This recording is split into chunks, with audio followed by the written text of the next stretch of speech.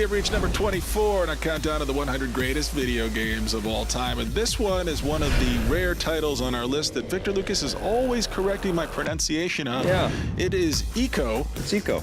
Or Ico. No, it's Ico. Sometimes I say Ico and he yells at me. Fumito Ueda told me it was Ico. Oh, he made the he's damn another game. one of your friends like James Cameron, Steven Spielberg. We all get in the chopper. The helicopter races. Snowboarding with Tom Cruise. Well, tell everyone at home why this game is so cool. Well, it was the mood and the beautiful loneliness, the emptiness that seems to be something that we can kind of pin on Ueda and the way that he builds his game worlds. That was absolutely a part of Ico. You've played this lonely little kid with a horn who meets this woman that's trapped, or this kind of ethereal lady named Yorda, and you basically have to rescue her from these shadow and smoke creatures that you have to fight as you work your way through these ancient ruins, and it's just sumptuous, just a beautiful game.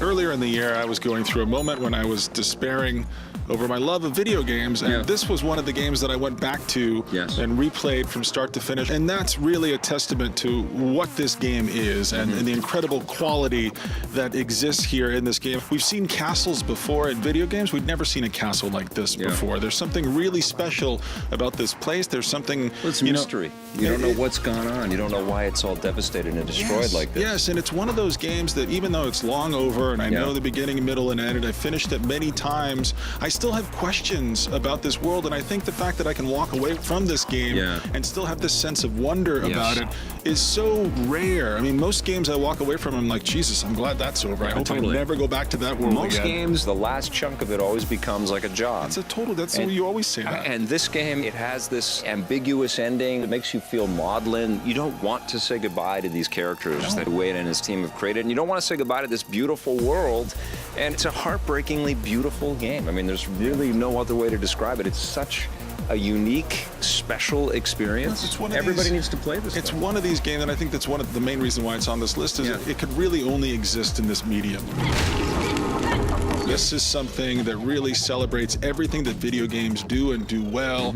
And in fact, let's take a look back at Ico through the ages. We're going to talk about Ico for the PlayStation 2. Ico or Ico? I think it's Ico. Echo? Could be Ico. Before we say anything, I'm just going to say this right now at the beginning of my review. What's that? I am giving Ico a 10. Wow. The way the character moves around is really revolutionary in the way that the camera follows. I mean, this is such a cinematic experience, and it's so intuitive. You don't have to press a million buttons to do things. The character just kind of does it and recognizes it. You play as a young boy who grows horns on his head and is ostracized by his village and sent to a catacomb and put inside of a tomb as a sacrifice to the gods of the town. And you're in this enormous castle.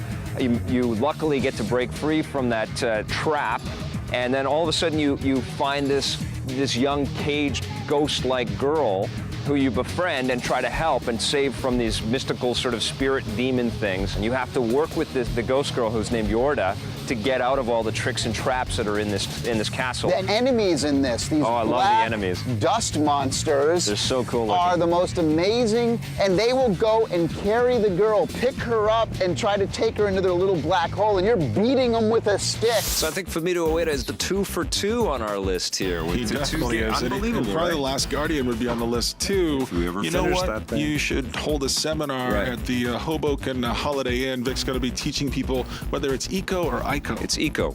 Seminar over. $75. You can buy your tickets online. Number 24.